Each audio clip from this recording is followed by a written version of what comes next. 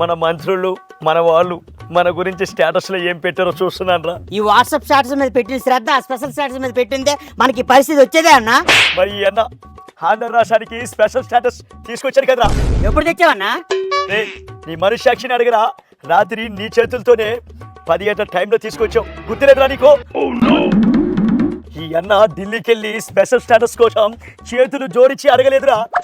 ఏపీలో ప్రతి గల్లీ గల్లీ ఎవరైనా సరే చేయి చాచితే చేతిలోకి వచ్చేటట్టు చేశారా. అది ఈ అన్న. ఎంతో పేరు తెచ్చుకుంటే వచ్చే ప్రెసిడెంట్ మెడల్ని ఎవరైనా పేమెంట్ ఇస్తే వాళ్ళ చేతిలోకి వచ్చేటట్టు చేశారా. అదిరా ఈ అన్నంటే.